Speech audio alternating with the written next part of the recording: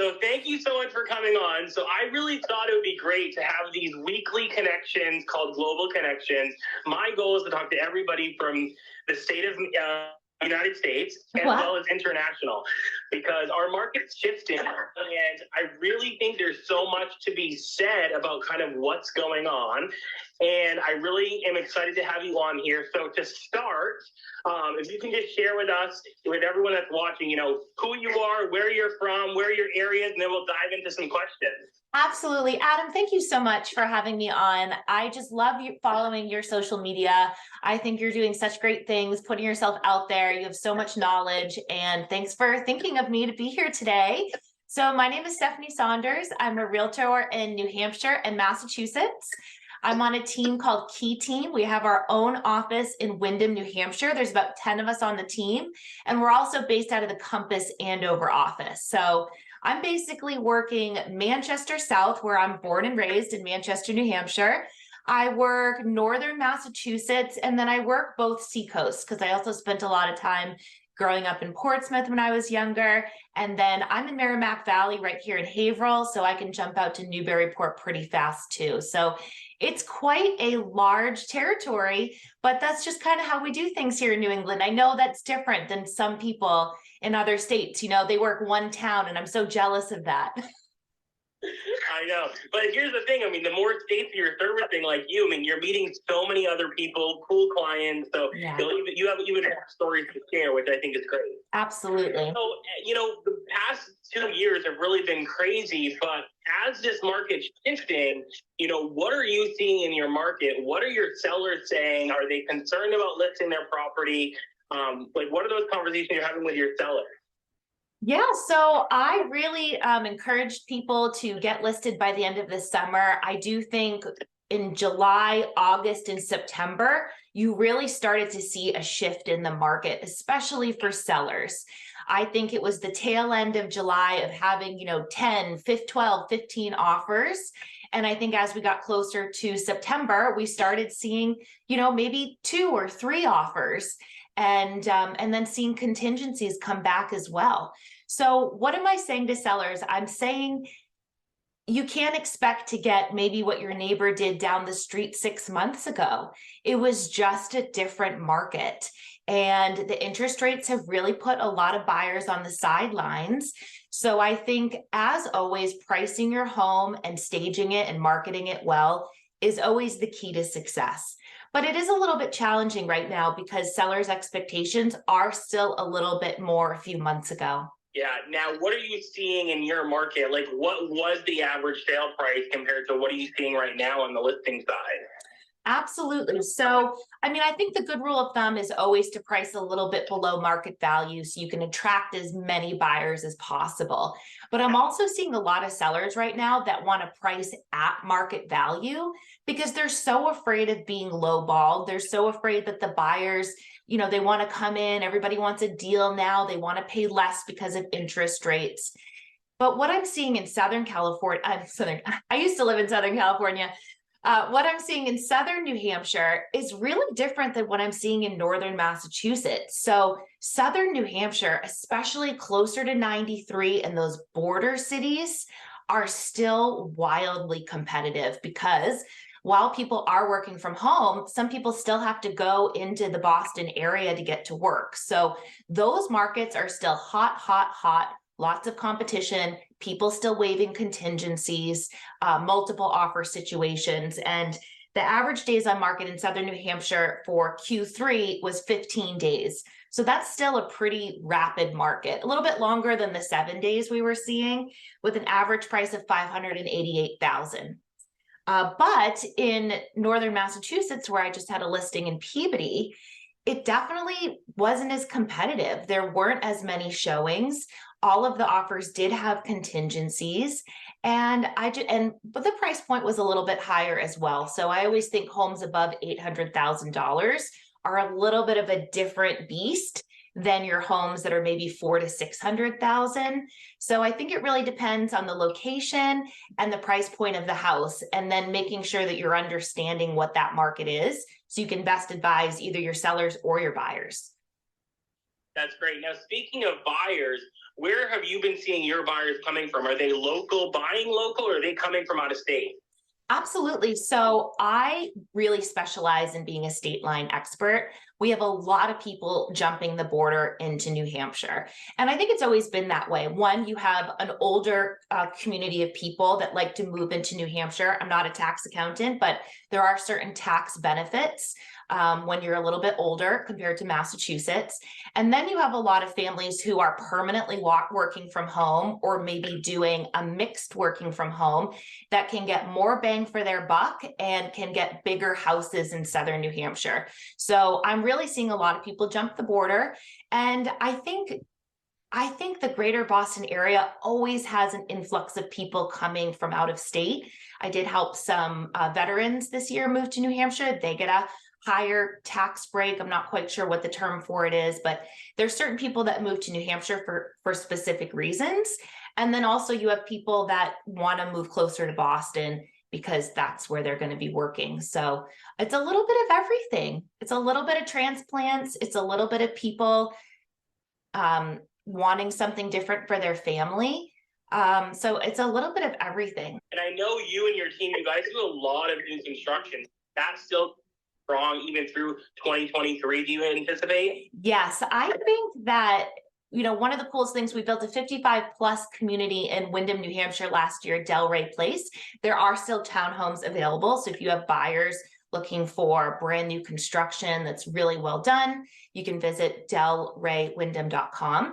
And we just started a 8-home subdivision in Pelham, New Hampshire, off of Bush Hill Road. It's really close to the schools.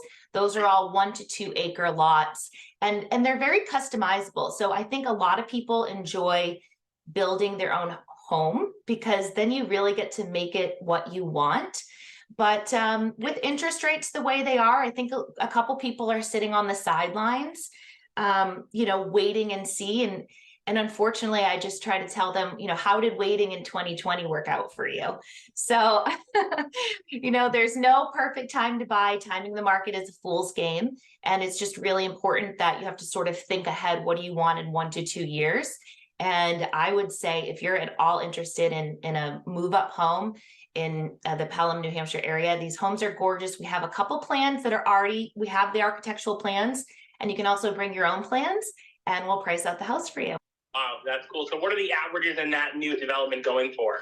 So right now you're looking at around $1 million. We have one listed for $950 right now, but if you want kind of the souped up version, we're listing at 1.2. But again, we're very flexible and it really depends on what you need out of the house, how many bedrooms you want, how many bathrooms you want.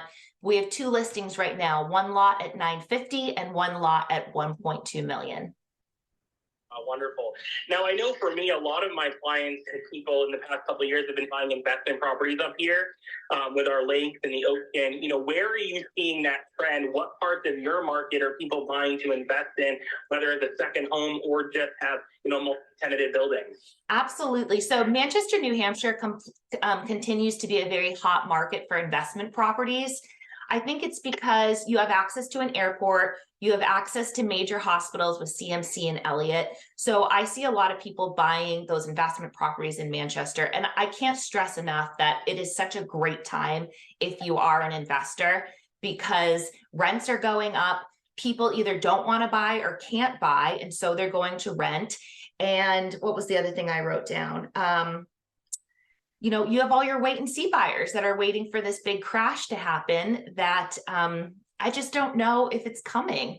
And the interest rates are going to go back down again. You know, I know some people either love the saying or hate the saying, but you date the interest rate and you marry the house. And a lot of the lenders that I'm working with are doing some really creative financing. Buy downs are back, seller concessions are back.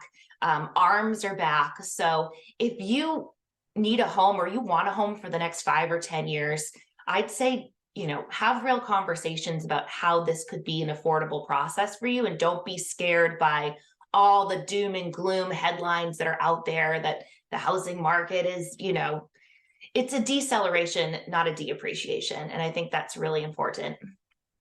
Exactly. And I think anybody that bought, you know, during those 2.5, 3.5 rates. I mean, everybody lucked out. I mean, I lucked out in that same situation. Yeah. So now, over the past 20 years, I mean, rates have always been in that mid-5, so Yeah. we're not that far off from that.